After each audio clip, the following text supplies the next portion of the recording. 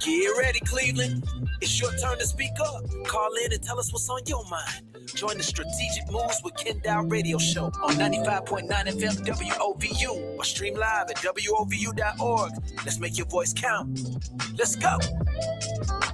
All right. We are back I want to welcome everybody to another episode of Strategic Moves radio show with Kenn Dowell and Dr. Heather E. Burton. And today we're going to talk a little bit about what's going on in the world. I got one of my favorite people on the program today, and she's going to give us an update of what's going on in DC, as well as we're going to talk a little bit about what's going on here in our midterms this year. And we also got the gentleman who always got never a few words to say. We got Pastor Aaron Phillips in the he's in the joint. You're talking about me being one of your favorite people. No. What talking about me? I'm talking about you. You're a good person, but you ain't on my favorite person. Oh man, I thought I made the list. That's a high stature. That's high bar. That's high bar, brother. That's you ain't bar at that bar in my life at this point. Oh you gotta man, earn I'm so that. disappointed. You gotta earn it, I'm brother. gonna go on and cry to teeth. So we ain't gonna keep her waiting because she's always right busy and she's always there. Latif, come on, bring this our beautiful congresswoman on the line. There she goes. She's ready she to is rock with and her roll. fine self. Get yourself together, Pastor. Oh, I'm trying to get myself together. I'm working on it every day. That's his problem. That's exactly why he ain't on my favorite list. He just don't know how to act. Well, y'all all on my favorite list. You, Dr. Burton, Pastor Phillips, Latif, aka DJ True, from back in the day. What's up, family? Everything's good. Everything. Our leaders we all on the doing line. good. Our leaders on the we line. all doing good. We all can't complain. What's up, Good. All right, so we're going to get right to it because I know you're a busy woman and there's a lot going on in our country. Today on our radio program, we're going across the country. People are watching major debates unfold involving national security, immigration policy, programs that help families meet their basic needs. But many Americans are asking the same question. What is Congress actually doing to address these challenges facing us in our everyday problems that we're going on? So what we're going to do is we're going to sit down today and talk a little bit with Congress. Ooh, Dr. Burton came in, y'all, and she got her do busted. Wait till y'all see her. Okay, Doctor, straighten up my hair. I can't have a doctor coming in here with a hair pop. Mine is all out of she got a new do on today. So wait till you see that. Y'all have messed my whole monologue and everything up when she did that. All right, so Congresswoman is going to sit in today, and we're going to talk a little bit about what's going on in Washington, and we're going to ask a simple question. Is Congress working hard enough to address the challenges that people are facing? From your vantage point, Congresswoman, I want you to start with that question, and then let's open up a conversation, and we'll talk as long as you give us. So go ahead. All right. Thank you again for having me. Always appreciate the privilege of your audience. Happy Women's History Month. We are on the heels of International Women's Day, and it's a crazy time, Ken. I mean, the question about whether Congress is doing everything that they can. Half of the Congress is, or a little less than half, which is the Democratic Party. We are exercising every lever, using every tool, pushing back in every way possible, from the streets to the halls of Congress, doing everything we can to try to hold this administration accountable. But I will just say it is incredibly challenging when you're in the minority. But given the close margins that we have in the Congress, it gives us a chance to pull maybe 3 or 4 Republicans on our side to be able to get some things done. I know that people are expecting us to do a lot of things. But it's, the challenge is when the majority is held by the Republicans, they control many of the levers of power. So we have to be creative. We have to think outside the box. And we've been doing that using tools like the discharge petition. I've talked about that before. That was the thing that we used to get the Epstein files released. And while this administration has still not fully cooperated with the expectation to have all of the files released, that was something that we were able to do even in the minority. We were able to force a vote on the floor for the Affordable Care Act extensions by way of discharge petitions. We've been having investigations, calling for subpoenas. You see, we finally got Kristi Noem out of there. Oh yeah, that was a big one. Yeah, that's a big one. That was a big one. Y'all can do some of that Pam Bondi. I mean, she's one of many. So so we are doing everything that we can, and we'll continue to do that. And I know it feels daunting at times, but I want people to be encouraged and recognize that, again, this is not a moment where it's just going to fall on the shoulders and the hands of the representatives in Congress. Everybody has a role to play. You've heard me say it multiple times. This is a three-pronged fight.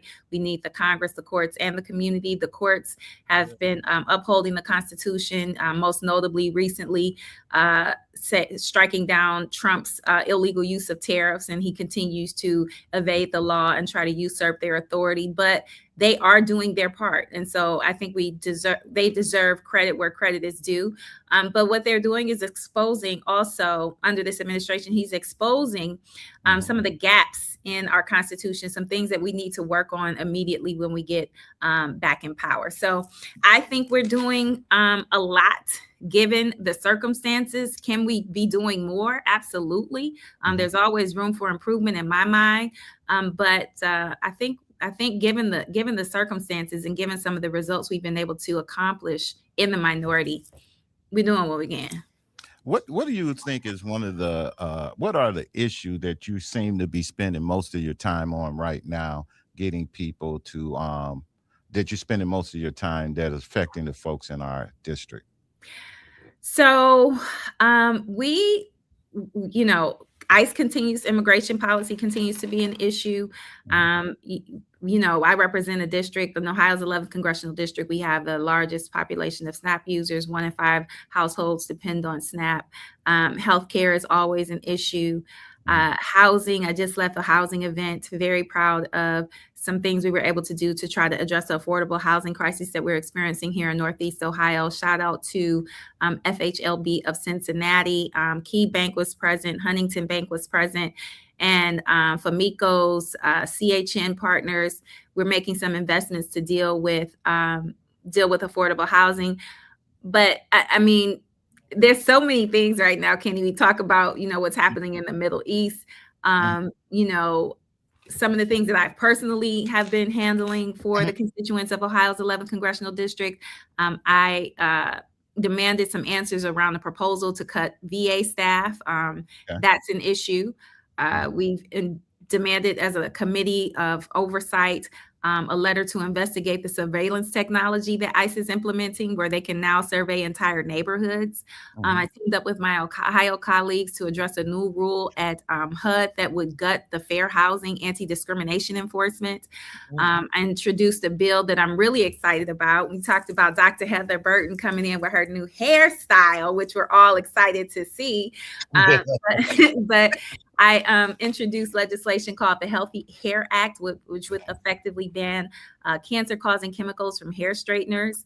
And this week, I'm introducing legislation to repeal the funding from ICE so we can put it back into SNAP where it belongs. So there's a multitude of things that goes on that specifically impacts Ohio's 11th congressional district. But those are some of the things that that come to top of mind that I've been working on with my colleagues and that I think will absolutely benefit Ohio's 11. Dr. Burton. Yeah, Congresswoman. Hi. Hey, girl. How are you? So just wondering, since we're talking about hair, how did you get that? How did that become part of your push right now? So happy to talk about that. This is a legacy seat. So, Marsha Fudge and Stephanie Tubbs Jones. Hey, girl. Hey, I love it.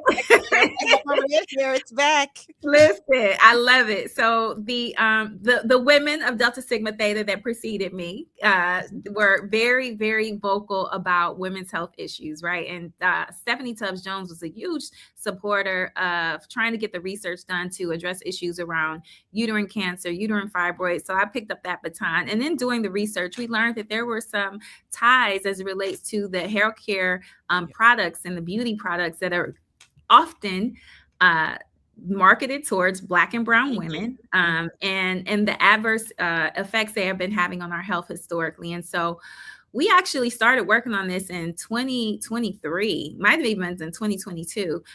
But we wanted to reintroduce it because with every new Congress, whatever you don't get done in the previous Congress, you try to bring it back up and grow the support. And that's why the process tends to take a little bit longer. But we should not have to sacrifice our health for beauty. And it also impacts the cosmetology industry because people who are applying the chemicals, the beauty and barber stylists, they are exposed to these chemicals with even higher frequency. And so they are breathing in these carcinogens that have a history, again, of causing cancer. So we want to make sure that we don't have to subject ourselves to that. However we should choose to wear our hair, whether it's red or blonde, black, brown, bald, straight, curly, we should not have to worry about getting ill or subjecting ourselves to diseases because of we want to try to achieve a certain level of beauty. Yeah, I appreciate that because I think often we negate how much health or the products that we use impacts our health. Absolutely. Especially when you're talking about, and this could take me on a whole journey when we're talking about products specifically that are designed, or let me rephrase that, products that were made for Black and brown folks. They weren't designed because if they were designed, they would have helped with the chemicals. They wouldn't be, impacting us health-wise. But I think that's important to look at that. And there's so many other things that are out there that are geared to our community that hinders us when it comes to health and wellness. Absolutely. Let me say this. I know that's y'all think that's a women's issue, but that's a brother's issue too. Because I use chemicals. That's why I'm black right now. So I don't get the brothers out of that. And I appreciate that. That's why I said it doesn't. It's not. Maybe the majority impacted are women, but absolutely. And even when you think about not the applications, the stylists, a lot of times stylists are men, and right. And so we want to protect everyone. This is legislation. While it might have a greater impact on women, it impacts everybody. So you're absolutely right, Pastor. Yeah, and now let me ask. Well, we're gonna get Pastor to get rid of that dye and see what happens. You're not gonna do that. Come on through, Silver Fox. Now, don't get all in my business. Right, come on, Silver Fox. Let us see. Come through. All in my business. That's why it's hard to.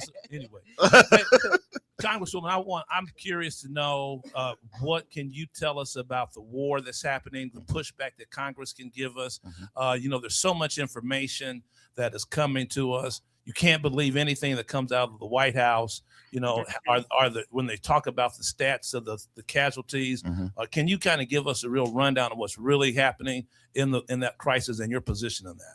Well, I'll do as much as I can. Sadly, Pastor Phillips, the reality is this is a war of choice.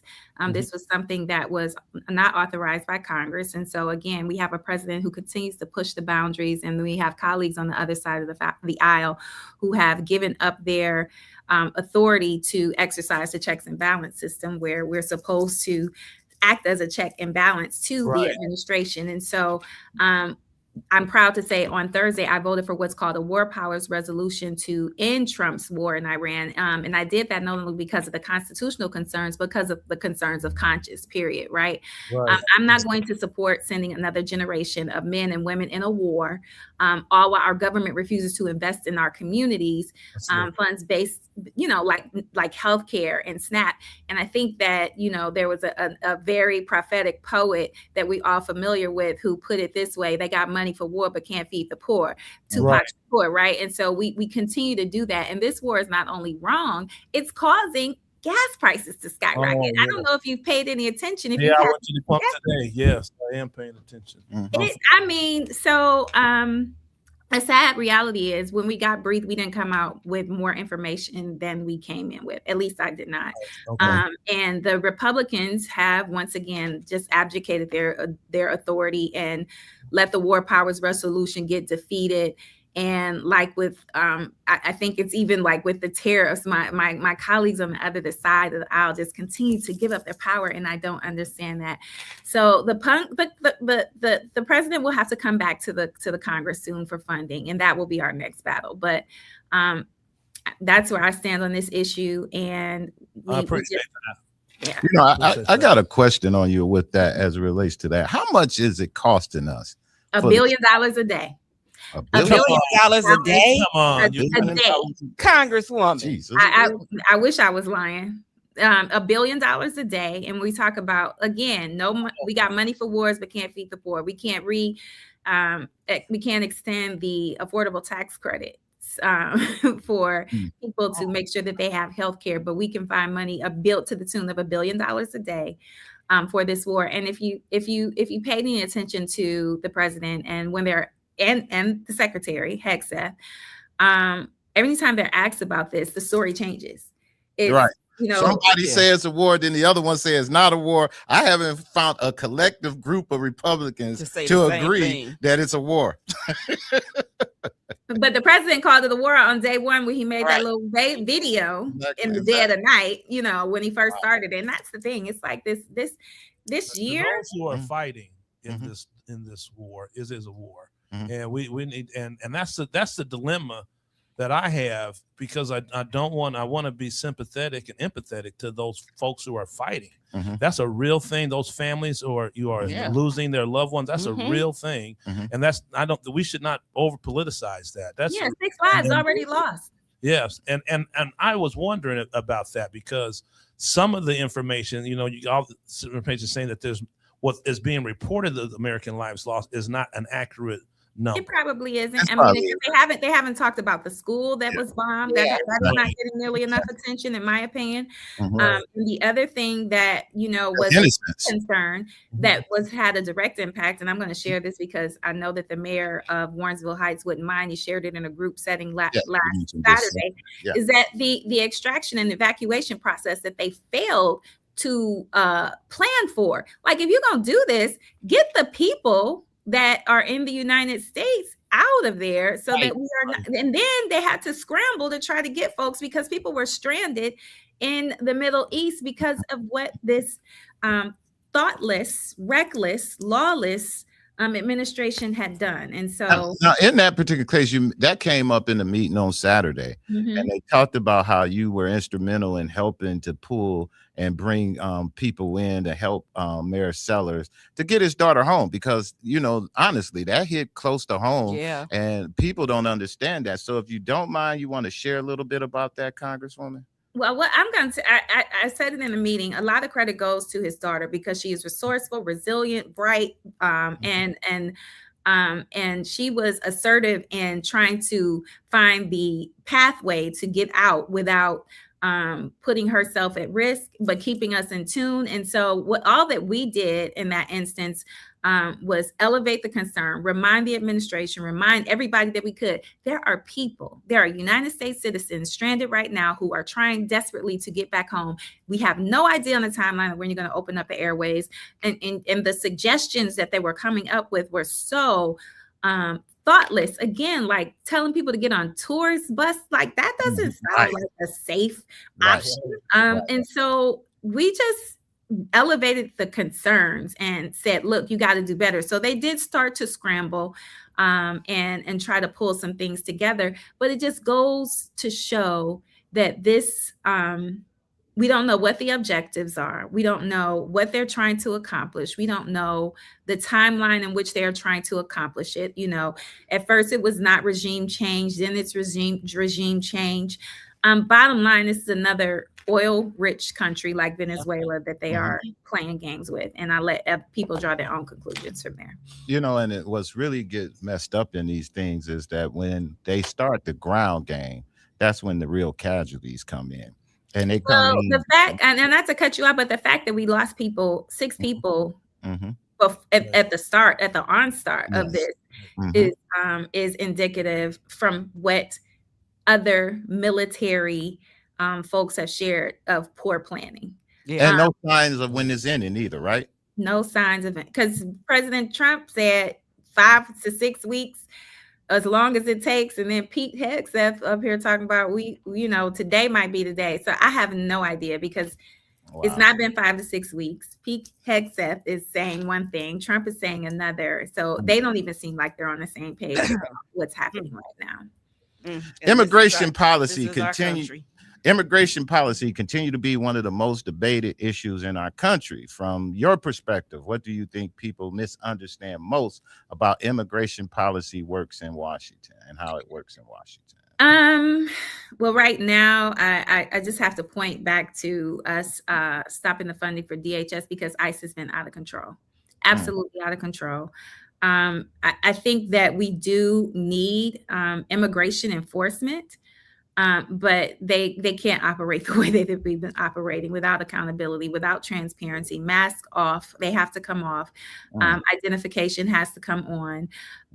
They should be using the same protocols and procedures as other law enforcement agencies in the federal government. They should not be funded at 7 times their budget. They usually get $10 billion a year. They have $75 billion because of the one big beautiful bill. And so this is what's happening. They have a slush fund. So even though DHS is essentially in a shutdown, they will have money. And so the hope is that other agencies will tap into their resources because the administration has the authority to move those resources so that other agencies do not suffer. And so we hope that they will utilize that money to fund the other agencies that fall under DHS. But immigration enforcement is necessary, but the way that this administration is going about doing it is absolutely wrong. And I think that it shouldn't be a partisan issue.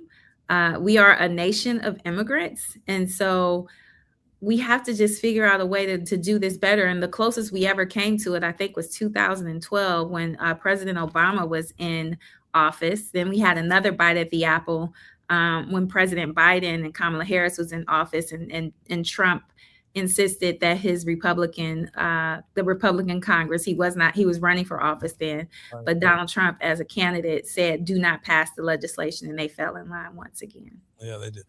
Congresswoman, let me just ask you this, because I have people coming out of town for me this weekend, and they got because you about to be 60 years old. Good God, happy 60th birthday, Pastor. Thank you. So my parents and family are coming. I keep saying my dad and my brother and sister are coming from Denver and from Kansas City. So they got to go through TSA. So what do we say to those folks at TSA who's not working, who's working but not getting paid? Because I stand absolutely with y'all. We certainly don't. We need to get some reins on ICE. But how do we reconcile those two things? Well, I think, again, the administration has proven when they want to do something, they can do it. They can fund the money is there. They can absolutely support the TSA agents. And so I want to. They can pay them. They can pay them even right now. Yes, just like when I'm trying to give you an example. Like they when they want to do something, there was some money that was set aside for veterans housing, but Donald Trump did his Donald Trump thing and took that money and told the veterans, not the veterans, the people in the military, we're going to pay you $1,776. Like he was giving them a bonus. This was money that they already were entitled to. This was their money. So he can move money around. We've done it, in times of with agriculture, the money was there and he held up the money. So he can do the things. If he wants these things to be funded, the money is there. As I said, the $75 billion under DHS, they can move that money. Hold on, before you jump in, Doctor, I want to just say something on this ICE thing. Didn't you say to us that that bonus that everybody was supposed to get from ICE and all of that was never done right neither? They thought they was getting a $50,000 bonus. And I'm not aware of that, but I do know that they were what they were doing was using it as a recruitment tactic, and they were promising huge bonuses to the tunes. I've heard $20,000 up to $50,000, but they were recruiting folks from existing offices. I mean, and I'm talking about places like Social Security. I'm not talking about like a person that's already in law enforcement and they're saying move from DEA to ICE. They were going to offices where people have not performed law enforcement activities and recruiting them, and many of them left. So I don't know that to be the case, but it would not surprise me. Yeah. Well, what I was going to say, what I heard about that with the 50,000, was that it was 50,000, and that the 50,000 was promised as basically a signing bonus for them signing up to ICE. But with the 50,000, they were under the assumption that they were going to get 50,000 in a lump sum, but it was then said it would be 10,000 every year. Okay, 10,000 every year. But if you didn't complete, then you didn't get the 50,000 and you had to pay it back. And it was taxed. Yeah. So this is the information that I heard about this 50,000. It tracks. Listen, it tracks. It tracks. That's all I can say is it tracks. But I was going to say too, going back to Pastor Phillips' comments with TSA, is even with everything that's happening, in your opinion, Congresswoman, how safe is it even to be flying right now and traveling? Oh, she fly all the time. I do too. That's why I'm asking. Look, this ain't tell you it's great. This not for the listening audice. This is for me who got to get on the flight next week. Like it's Uber. I'd be like, y'all Uber around the country. Jesus. Since I got to go somewhere, should I be concerned? You should always be concerned, sis. Okay. But I say this because there are some concerns. I mean, I admire the work of the TSA workers, FAA, the things that they're doing in such a chaotic, corrupt, confusing administration. They still continue to uphold their responsibility despite the foolishness of this administration, and sometimes even despite the directions they have been given to like shut programs down. TSA initially, I don't know if you all recall when we did not vote for the funding to go through, then they tried to alleviate the TSA program, and that didn't go over very well. That impacts Democrats and Republicans. And so everybody was like, oh no, you can't do that. And so they quickly reversed course on that. And that is another thing I want to highlight was that when I talk about the Congress, the courts, and the community public opinion, the court of public opinion does have impact on this administration. And we have seen them reverse course on things, even like that. Global entry, which does not even require much human interaction, was going to be shut down. If you ever use global entry, you walk up to the machine and like how you short staff on the machines. Like, sir, what are we doing? Typically, like you said, Congresswoman, with global entry, there's nobody even at the machine. That's if it's anybody there, it's because something is wrong with the machine. So, but there are tons of machines anyway. So when public pressure mounts, we can see that Trump and the administration will respond. So I think it's safe. I do caution, like, check do the things you would normally do. Just check your flight patterns, because there have been multiple delays, but I don't know that it's a result of TSA, just the fact of a sign of the times. So. And I expect prices to go up with the way gas is. That's what I was going to say too. What gas prices are right now, flight prices are going to increase. How you on time? You okay?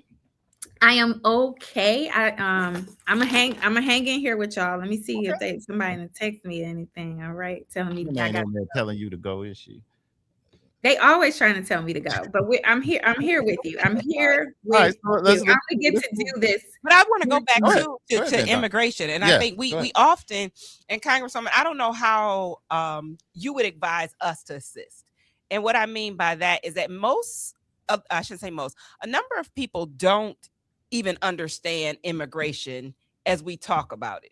Mm-hmm. And so we talk about immigration policies, we talk about ICE, but specifically immigration policies, and they don't understand the impact of that, the layperson, the person who's not politically involved. How do we get people to understand what immigration is? How do we get, and I say that because I know specifically we were talking about Obama and what Biden tried to do, Biden and Harris, but that when immigration policies were in place under Obama, it was lawful. Is that things were being done from a lawful lens, and the people who were actually being arrested, detained were people who were criminals, people who had committed crimes, people who were here and should not have been, based on that. Whereas now it's just a free for all. Yeah, the courts have made it. I think the courts have given somewhat of a license to just practice unlawful, unconstitutional behavior, right? If you are brown, if you have an accent, you are reasonable prey for ICE. Unfortunately, that is the environment that we're in. So, again, this version of ICE has murdered people in the street in broad daylight, U.S. citizens, innocent, not committing any crimes. They have failed to practice de-escalation tactics, escalating in ways that have resulted in death. But I think when we think about immigration, we have to think about the foundation of the nation, and that this is a place that historically has welcomed people who have been great contributors to our economy, to our society. And right now, what we're doing is creating an environment of fear. People have contacted my office. I've had meetings with faith-based leaders about U.S. citizens, candidly, who are brown, or who Spanish might be their first language, are afraid to go to work. They're afraid to go to school. They are afraid to even go to their churches, because they know, they fear that there is a target on the community right now, and there is. And so what we've tried to be proactive, Dr. Burton, in that way. And it's unfortunate that we had to take these steps, but we've asked folks who feel like they are at risk, if you will, of being detained, to complete some documentation so that we can perform inquiries on their behalf if they are detained. Because what becomes problematic is if an individual is detained, once they are detained, it becomes incredibly difficult to contact them or track them down. So we've gone to we've been in contact with multiple agencies to give them a form to say, hey, share this with people who are concerned. Keep it handy with you. You don't have to turn it into us. We're not trying to track individuals, but if you have it, it gives us permission to do the necessary steps to try to figure out how to assist individuals. And so it's so un-American. It's so undemocratic. It feels very unconstitutional. And it just has a freezing effect on economic stability, economic security, economic safety, and individuals, on our entire humanitarian system, that makes America the place that so many people around the world have wanted to come to. And so it's being ruined and chiseled away under this administration, who is definitely threatened by the Black and browning of our country.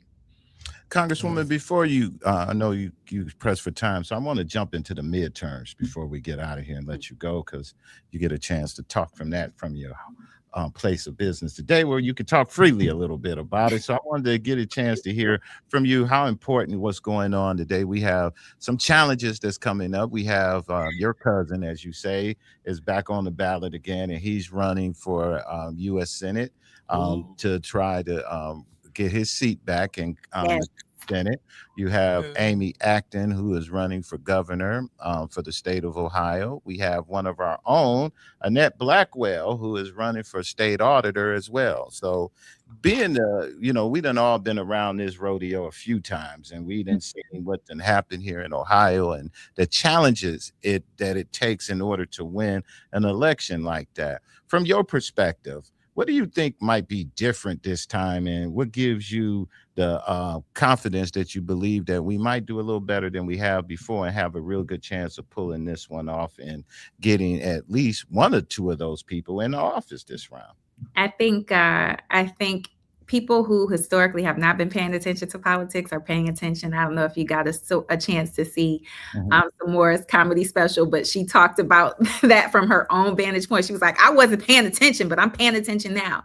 Right. And I think that is the sentiment in a lot of places. And so because of that, I think we have an amazing opportunity to get people to participate in an election that may have historically sat on the sidelines or who weren't, who didn't think that politics was important, and the adverse effects of this administration's policy has hit so many people in a negative way that we have seen in special elections and primaries that Democrats are showing up and showing out in record numbers, most recently in Texas. Although my girl was not victorious, but even when you tally up all of the votes of Democrats that voted in that primary, it exceeded the Republican numbers in the primary. And so in general, elections usually have different results, obviously, but the data has shown historically when whoever votes the highest in the primary have been victorious in a place like Texas.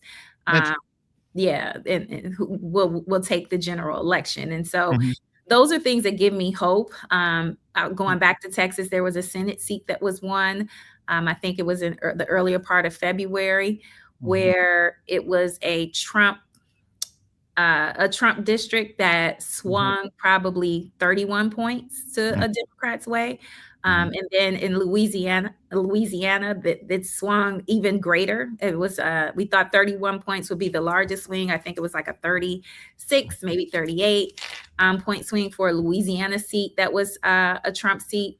And so that gives me hope in a place like Ohio, where we've been down maybe, 5, 6, 7, 8 points. Like if we're seeing these great swings, Ohio can certainly make up a 10 point, even a double digit swing, I think, when people are engaged. And you talked about my cousin, Shontel Brown. You talked about Amy Acton. I was just with her Saturday. She was in Richmond Heights. She's been doing the work over a year now, and in our community, the Black community, really making efforts to connect with us early. She was at the Labor Day parade last year. And too often what we see from candidates at the top of the ticket is that's when they like to show up during the election year. She was there last year. So she's been doing the work early and reaching out to me and other folks to earn our support, to try to collaborate and see how we can increase voter turnout in a place like Ohio's 11th congressional district, down in Joyce Beatty and Columbus in Northeast Ohio with my homegirl Amelia Sykes. So she's been trying to do the work and figure out where we can have greater success. And so I'm on board. I'm going to do your leadership. We're following your leadership on that. Well, thank you, Pastor Phillips. When I see her grabbing you, then that's when we're gonna grab her. So that's what I do. And I support that, because we got, like we said, we got Annette Blackwell, one of our own from Cuyahoga County, the mayor of Maple Heights, my second home. Because so my parents are right now, so I spend a lot of time in Maple Heights. But what she was able to do in Maple Heights, taking them out of fiscal emergency and attracting new businesses to the Maple Heights community, is certainly strong credentials to be able to be the next state auditor. So we got to get behind these folks and support them, because we have been under what I would say Republican rule for decades. And we have not seen success under this Republican rule. And so, I talk about, when we say Republican rule, you got Secretary LaRose, who just turned over our voter rolls to the Department of Justice. What they want to do with that, is set themselves up to put themselves in a position to be able to cheat the system. Is the only reason I can think of, right? Like otherwise, what do you need this information for?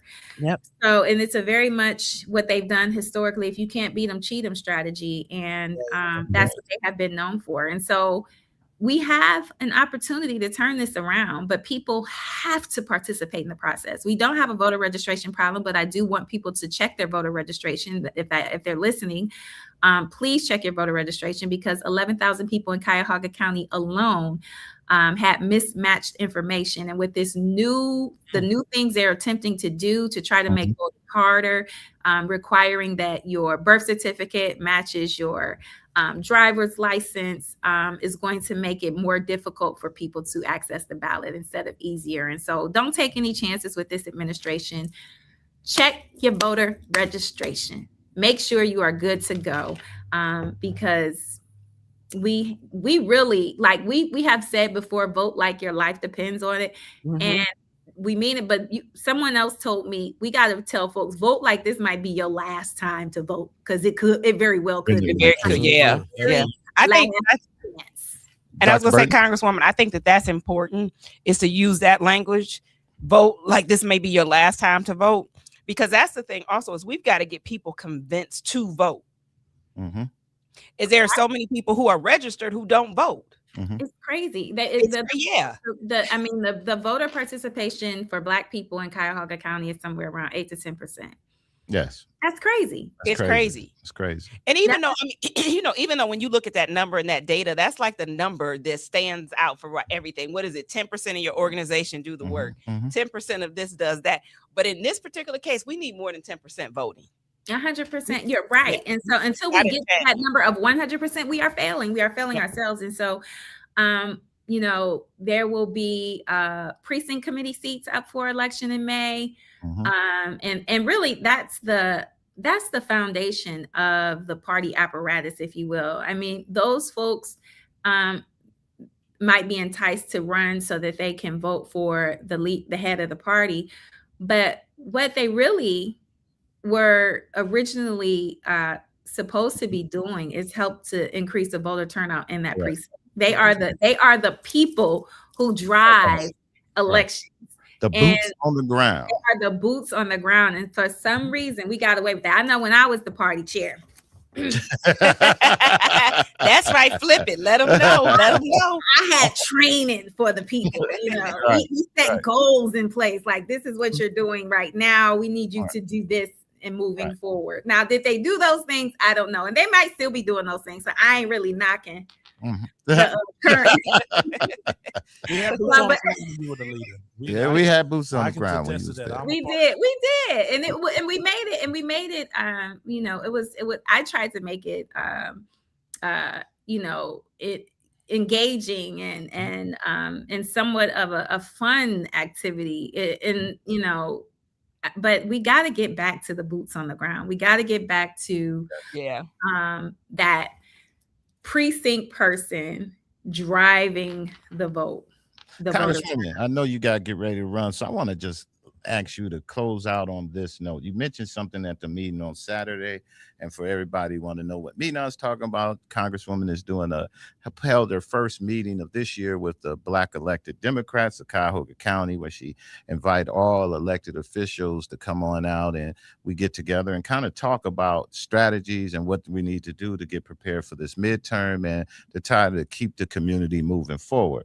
And I want you to end your comments with this, because this stuck out to me, and I think a lot of people they take this for granted. You mentioned at the meeting that you said that it was so easy to tear it down, and it's going to be so difficult and take so long to build it back. And we all know that when we build in a house, it takes you almost 6 months to build a house. But when they get ready to demo, they bring a wrecking ball in and that thing down in 3 days. So we know that there's a lot of programs and things. It's easier for Trump to come in there and close things down, USAID and places like that. In your mind and the talks around Congress, do you guys, and you could put this in your clothes, do you think we're going to see any of these things come back? And if so, maybe in some different forms, and if it's going to take a while to do that. So I'm going to let you end this, because I want to thank you for hanging in there with us the time you did. You gave us a good 45 minutes or so, and that's great on your schedule. And so I want to let you end us with that, and let us know, anything else you think you might want us to know before you go. But I don't want people to be disillusioned that when Democrats get back in control, that we can reverse course on all the things, all the damages that has been done. Because to your point, I always use the demo analogy. You can tear a house down in a matter of days, but you cannot build a house in a matter of days, right? And so the thing that I want people to be encouraged by is that we've seen this president kind of push the envelope, but we've also seen the courts push back. So we are looking at things where we can be very aggressive and correcting, reversing course on some of the things. Like it would be amazing if we get back in the majority, and we're so fortunate to become the chair of the Agriculture Committee. I would love to reintroduce restoration to the SNAP program and rebuild the Farm Bill Coalition that once existed so that both farmers and those who are dependent on SNAP get the benefit of the Farm Bill. So that's just one example. Standing up an organization like USAID, we can put the funds there, but we gotta get the people back, to be able to implement the program. So some of the things that have been damaged, like programs like the diversity, equity, and inclusion, we can fund those things, but the people are not in place. And so we have to be able to bring the people back in place to implement the programs that we want to restore. So that is going to be part of the challenge, but I don't want people to be discouraged by that. I want them to know that we are continuing to think through how we can execute expeditiously when we have the majority back. And the reality is, if we don't have the House and the Senate, the House can act as a guardrail, but as you see right now, the Senate, we also need the Senate. So races like what's happening in Texas, what's happening in Ohio, getting those seats and flipping them back to Democrats will be important, because people talk about impeachment, but it seems like people have forgotten this president was twice impeached. So impeachment alone is not the answer. The Senate has to do their part. And so that's why these races are so important. And so if you've never believed the expression that election have consequences, I think Donald Trump has really made that a reality for folks, and not in a good way. They have elections have consequences. And Congresswoman, it is true. I understand you talk about it's going to take some time to rebuild. But if we take over if the Democrats take over the Congress and the Senate, we can't put a lot of stop to what Trump is doing, correct? 100%. We absolutely can. And we can, even if we win back the House, we can serve as the guardrails, because you need both chambers, both sides, the House and the Senate, to move things forward. But we would be most effective if we could win both the House and the Senate side, to be able to really hone things in and restart the rebuilding process, if you will. Right, because what folks will say, well, voting ain't going to matter because they can't do nothing about it. It's going to take them too long. No, we need to stop this madness as soon as possible right now. Absolutely. And then we'll get to the rebuild. We'll get to that next. But let's triage this thing right now. It needs a lot of triage. Yeah, right. Our democracy is on life support. That's a great example. This is her closing, brother. This is not I know, but listen, you know, Pastor Phillips is the best. He can't help himself. That's why I told you, brother. He's on the maybe list.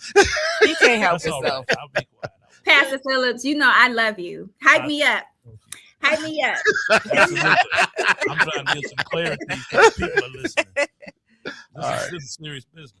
It is serious business. So to your point, Pastor Phillips, you are absolutely right. We need an all hands on deck moment. We cannot take this for granted. As Dr. Burton emphasized, this could actually be our last time to vote. This is a man who said on the campaign trail last election, if you vote this time, you don't have to do it again. This is a man who declared he wanted to be a dictator on day one. I always said a dictator on day one does not stop at day one. And this is also a man who said he wants to abolish the Constitution. And we see him attempting to do that every single day. And so if you have any care about your freedom or your future, then this election is the most important election of our lifetime. We say that, but the stakes continue to get higher and higher. So we cannot take this for granted, because this is a man who wants to be a king, and we have people in power and positions who have really relinquished their authority and are just catering to a wannabe king instead of answering to the constituents that put them in office. And I'm talking about my Republican colleagues. And until they find some courage, until they find some spine, we need the people, the community, because you still hold the power to do what you are called to do. I implore you, I plead with you, I beg of you, you have to participate in this election in record numbers. And it has to be so big that they cannot cheat us. Because if it's close, they're going to find a way. Oh, yeah. They're going to find a way. So we got to vote in the biggest numbers of our lifetime. And because Secretary LaRose has already turned over our voter rolls, because he's already making it harder, as we get closer to November, I'm going to be challenging people to go to the Board of Elections and vote early. Don't wait until election day. Not this time. Like, we're going to have to do a big early vote push to get people to vote early. I would not wait till election day in November. And that's if we are fortunate to have an election, because with the way Trump is trying to start wars, that would be an opportunity for him to say, oh, we're in a war. We can't have an election. So that is the worst case scenario. I hope that does not happen, but that is one of my greatest concerns. Well, Congresswoman, we want to say thank you, and we really appreciate you coming on, educating us. DJ Unicorn said your visit for next month, we want to talk about the Epstein files. Okay. Wow. Yes. We're going to make sure we spend some time to talk DJ about Unicorn. the Epstein files. Yes. What'd you say? She's saying she want consequences. Should be consequences. Yeah, people need to be held accountable. I mean, that's it, point blank, period. But we can get into it a little bit more. On our next show. So again, I want to thank you, Congresswoman, for taking the time. That's Congresswoman Shontel Brown, Congresswoman of the 11th Congressional District, the best district in the whole state of Ohio. If you don't know, you better go ask somebody. All right. And we will see you next month. Peace. Thank you. Talk to you soon. Everybody, that was Congresswoman Shontel Brown. She came in to give us a lot of her time, a block of her time. So we're going to go around the corner because, y'all, we ain't got much time left. No, so we don't have any time. Yeah, I just want to let you give a quick closer, then go over to Pastor Phillips, and let's get ready to wind this thing on down. Let's go. I just appreciate the Congresswoman coming in and actually being able to give us that much time today. Mm-hmm. It was a very rich conversation and enlightening conversation. So I hope the listening audience gleaned something, specifically gleaming that our need to vote.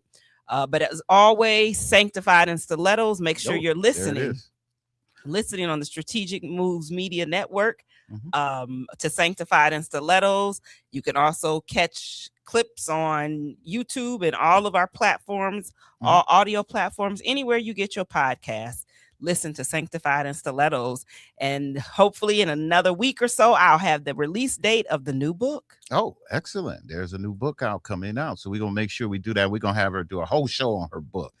Pastor Phillips, what you got to tell the peoples before we go? I don't have much. I don't have anything to say. Just thankful for being on the broadcast today. What about your church, man? You want to tell people to come to Sure House on Sunday? Oh, yeah. That's always everybody has open invitation. Come, best place to be on Sunday morning at 9 a.m. Sure House Baptist Church, located 11318 Miles Avenue. Matter of fact, this Sunday, my brother will be preaching for me because he'll be in town. So you can join us 9 o'clock, 11318 Miles Avenue. What about your birthday?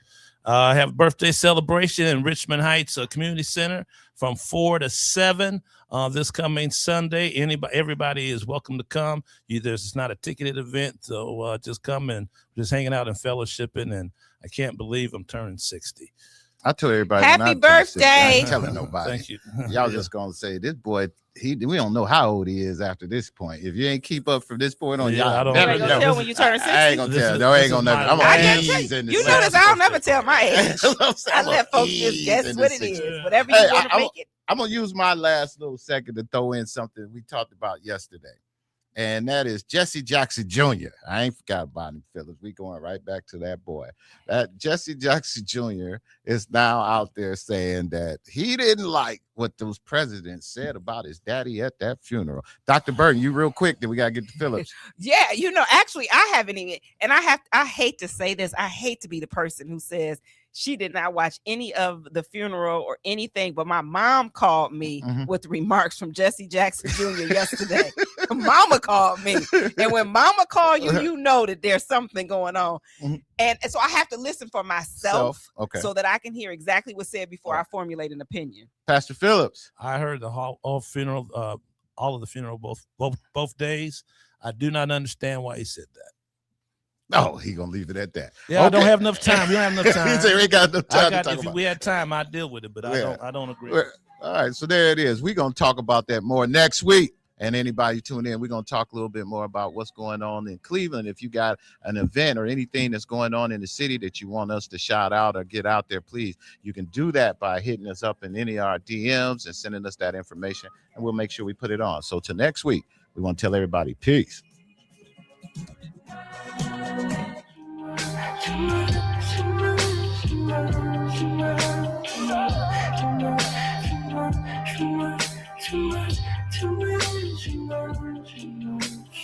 I've been searching for too long to let it go.